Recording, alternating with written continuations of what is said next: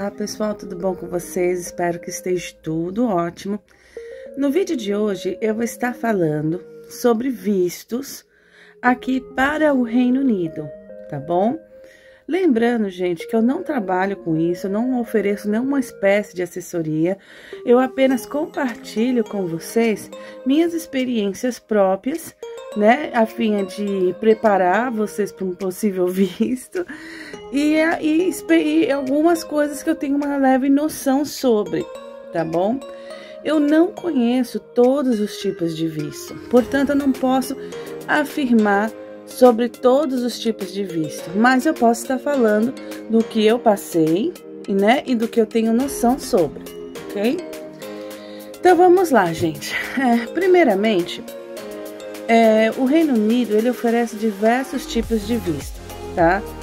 Os poucos que eu conheço é o visto de turista, visto de casamento, visto de noivado, visto de parceiros, visto de empreendedor, né, visto de trabalho, visto de estudante e por aí vai, visto de caridade e por aí vai. São muitos tipos de visto, tá bom? Mas na grande maioria desses vistos, entendeu? Uma das coisas que eles exigem é o teste nível de inglês. Eu vou mostrar para vocês depois, no final, falando do teste nível, como é que é feito esse teste nível, como é que você recebe o certificado em casa. O teste nível de inglês, gente, ele basicamente é em 4 etapas, né? É sobre leitura, escrita, o listen, né, que é a audição, e o falar. Então, você precisa de ter habilidade nesses 4 termos, tá bom? O que acontece é que, dependendo do que você vai fazer, esse teste ele pode ser mais fácil ou ele pode ser mais difícil. Então, por exemplo, quando eu fiz para a categoria B1. Por quê? Porque eu estava indo casar, entendeu? Então, para casar, por exemplo, você dar entrada no processo de visto de casamento, você precisa de ter um teste nível de inglês no mínimo do B1. Antigamente, entendeu? O teste de inglês que eles exigiam para casamento era de A1. Só que esse A1 era aquele inglês tipo oi, tudo bem? Tipo hi, how are you? Né? Aquele básico do básico do básico. O problema é o que estava acontecendo, era que tinha muita gente vendendo casamento. Basicamente, como funcionava essa venda de casamento? A pessoa casava, um estrangeiro casava com aquela pessoa, até a pessoa adquirir o visto dela, e depois disso, eles se separavam e pronto, né?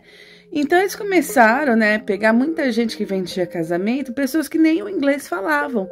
Então, eles perguntavam, como é que você está casando com uma pessoa que não fala o seu idioma? Como é que vocês se comunicam, né? Linguagem do amor. Então, começaram cortaram esse A1. Eu nem sei para que esse A1 hoje serve, nem sei se ele ainda existe, mas eu sei que agora é tipo do B1 para cima, tá? Então, o que acontece? Quando você vai fazer o teste de inglês, pelo menos quando eu fui fazer, eu fiz aqui no Reino Unido mesmo, o teste nível de inglês. E quando eu fui fazer esse teste nível de inglês, desculpa, gente, deu uma cortada, mas voltei. Mas então, quando eu fui fazer o teste, entendeu? Foi até um sistema assim, bastante rigoroso na questão da vistoria, o que eu achei ótimo, por um lado, né? Porque é uma segurança, né? Então, além de eles pedirem para vocês guardarem as coisas todas dentro do armário, eles pedem para olhar atrás da sua orelha, né? Levantar a manga da camiseta, para ver se não tem nada assim de nenhum sistema de escuta, microfone, né? Para você colar na prova. Então, isso aí eu achei até interessante. Eu nunca tinha passado assim por um sistema de vistoria tão rigoroso. Nada assim, não ofensivo de forma alguma. A prova, entendeu? Ela é dividida em 4 etapas, né? Que seria de leitura, escrita, né? Conversação e o listen, né? Que é o de escuta, né? E assim, eu particularmente achei tranquilo. né? A gente faz uma prova de interpretação de texto, né? Então a gente tem que saber ler, né? E entender para poder então responder as perguntas, porque é interpretação de texto. E depois nós temos a parte de áudio, né? Que a pessoa ela coloca, no caso lá, um áudio para você escutar. No meu caso foram 2 áudios.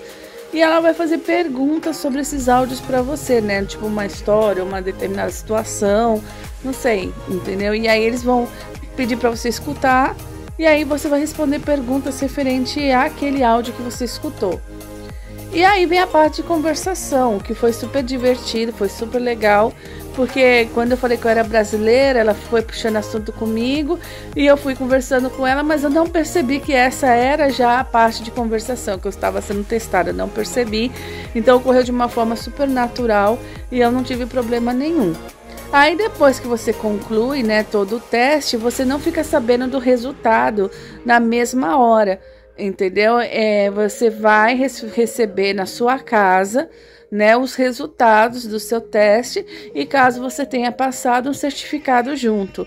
E aí, se eu não me engano, não sei se foram depois de 28 dias, eu sei que demorou um pouquinho, mas chegou na época na nossa residência e veio com o certificado, que é esse aí que eu vou mostrar para vocês agora.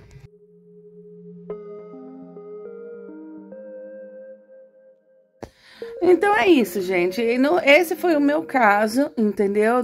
Da prova de inglês que eu tive que fazer, que foi o primeiro passo de tudo antes de dar entrada no processo de visto. Inclusive, para eu poder casar, eu precisava desse teste. Depois eu vou fazer um vídeo para vocês apenas falando de como foi o meu casamento aqui no Reino Unido, quais documentos que pediram, como foi todo esse processo do casamento, tá bom? Mas vamos lá. Aí depois disso, gente, que eu casei, aí vem a parte da historinha que eu vou contar pra vocês, que foi o que aconteceu comigo, tá bom?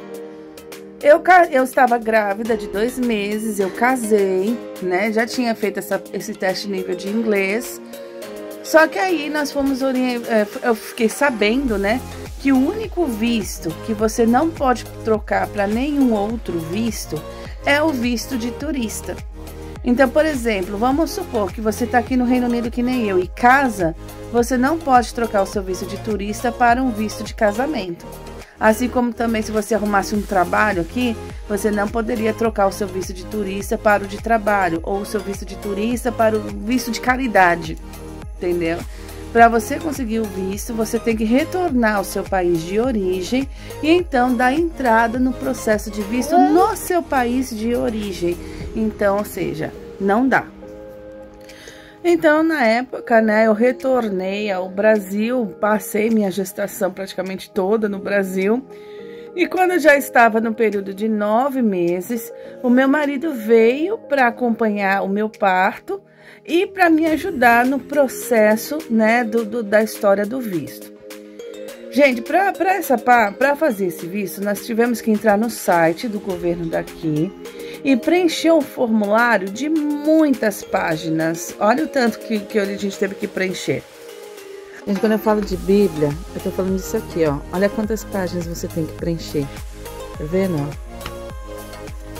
É esse bloco todinho de formulário que vocês têm que preencher. Junto com esse formulário, nós tivemos que apresentar as provas de que nosso relacionamento ele era verdadeiro. Lembra que eu falei que tem muita gente que vende casamento? Uma pessoa que vende casamento, obviamente, não vai ter fotos com a pessoa, com a família da pessoa, né? Vai ser um fake, né?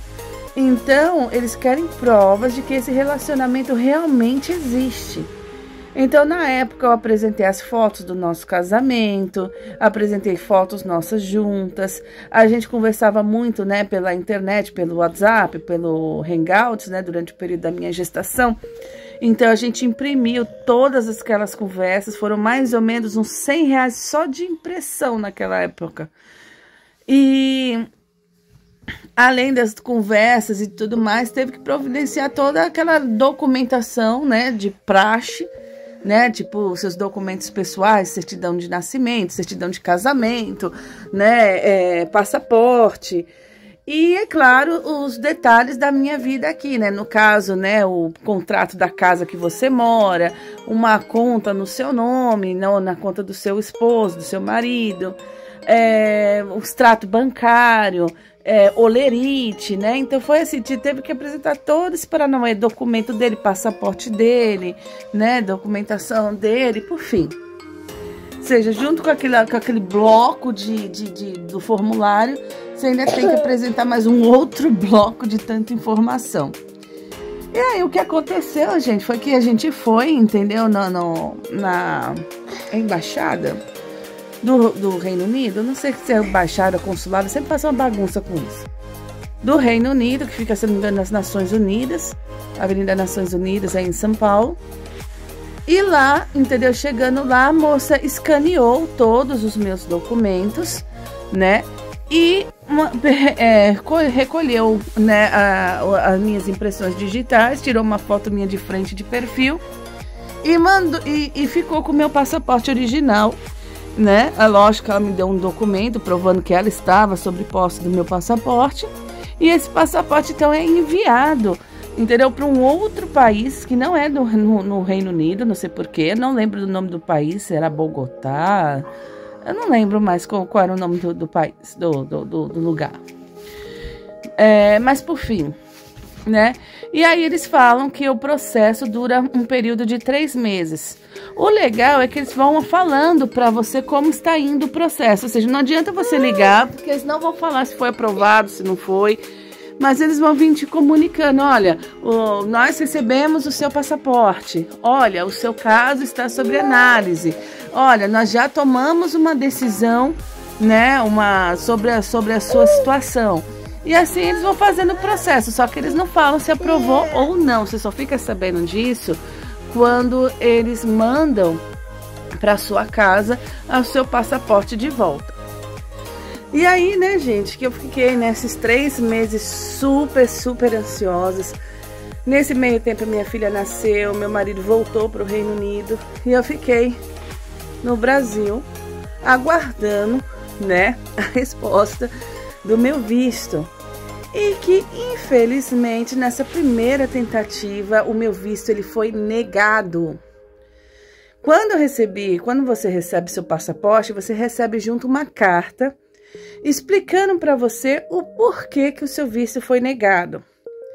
E o motivo do meu visto ter sido negado na época foi porque o meu marido, ele estava trabalhando em 2 empregos. Porque um emprego só não era suficiente para me trazer.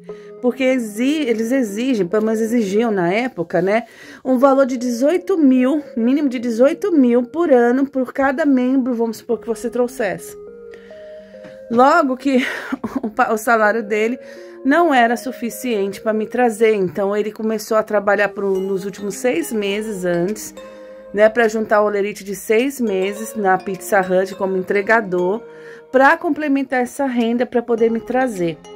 O problema é que como a documentação ela é toda escaneada, provavelmente a moça ou a máquina, né, falhou na hora de escanear a segunda empresa e eles não se atentaram que eram, ou então eles não se atentaram que eram 2 empresas. Logo então que o meu visto foi cancelado. E aí, gente, quando esse visto foi cancelado, obviamente eu perdi meu chão, né? Porque afinal de contas eu queria voltar logo pra cá. Afinal de contas, meu marido estava aqui, eu estava prestes a começar uma nova vida, eu estava com uma filha pequena, minha filha já estava com o passaporte dela britânico nas mãos, que foi que ela recebeu, né, no caso do pai, a cidadania. E aí, como é que ia acontecer? O que aconteceu foi que, graças a Deus, o chefe do meu marido ficou sabendo da história e então ele resolveu aumentar na época o salário do meu marido para 23 mil ao ano. E aí foi quando, né, a gente fez a reaplicação, que a gente chama de aplicar aqui, tá? A gente nem quis apelar, porque você tem direito à apelação. A gente nem quis apelar, a gente simplesmente refez todo o processo, novamente, só que dessa vez, né, com os olerites certos, tudo bonitinho, e aí não teve erro, entendeu? Eu cheguei lá, a moça escaneou meus documentos novamente, tirou minha foto, impressão digital, ficou com meu passaporte, e aí eu lembro que quando foi em dezembro, se eu não me engano, dia 3 de dezembro, se eu não estiver errada, eu recebi o meu passaporte e a carta.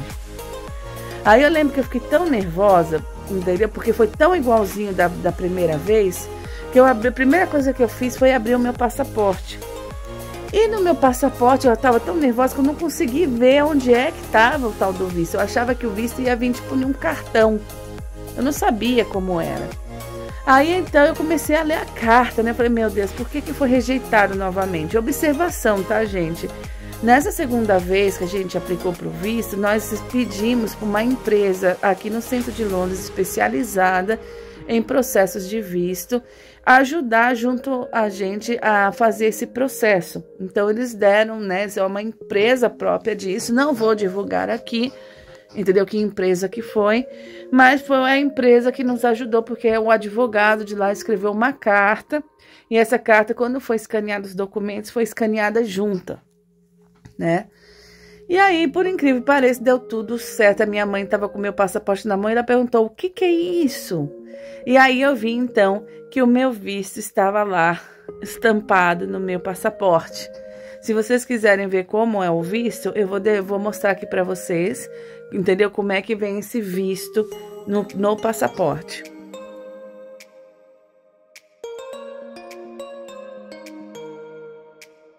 O que acontece, gente? Essa etiqueta que eles colam no seu passaporte, que é o seu visto, ela é um visto temporário, entendeu? Você tem poucos dias para pegar o seu cartão de identidade, que é realmente como seria o seu visto, né? O seu ID card, né? Então, tipo assim, eu não podia mais ficar no Brasil mais tempo, entendeu? Então, assim, tipo, eu recebi o meu visto e uma semana depois, ou nem isso, eu viajei aqui para o Reino Unido junto com a minha filha. E aí nós fomos como se fosse que chamam de post office aqui, né? Que seria tipo um correio. E nesse correio já estava guardando o meu cartão. Então eles não mandaram o meu cartão para minha casa. Eu tive que ir no endereço que eles colocaram. E aí eu fui lá para retirar o meu cartão que estava nessa espécie de correio, né? E o cartão de ID card é esse aqui que eu vou mostrar para vocês agora.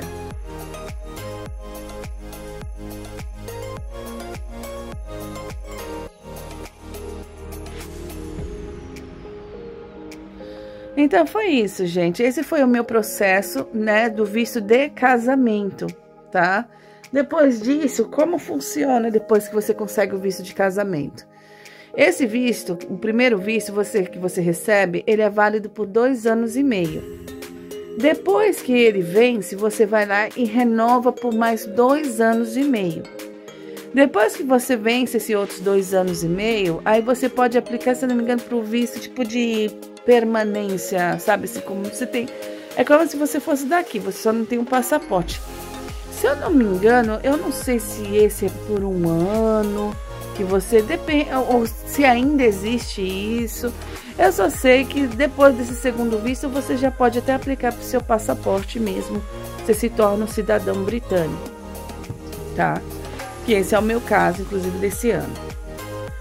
Então é isso, gente. Basicamente foi esse o processo, esses são os documentos. Isso aí é o do visto de casamento, tá?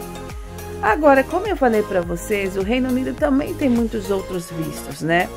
E aí, essa questão, por exemplo, do teste de inglês vai depender do que você vai vir fazer nesse país.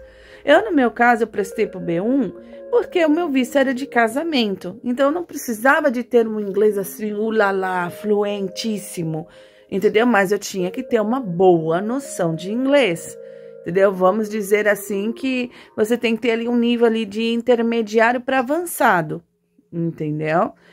Aí, assim, né, esse é o B1, mas se eu não me engano, eles têm o B2, eles têm o nível C, né? Então, assim, o teste de nível de inglês, ele vai variar por tipo de visto que você tá tirando, tá? É que nem visto de trabalho também. Não adianta, vamos supor, eu tenho um amigo meu que ele tem uma empresa no Brasil, no Reino Unido.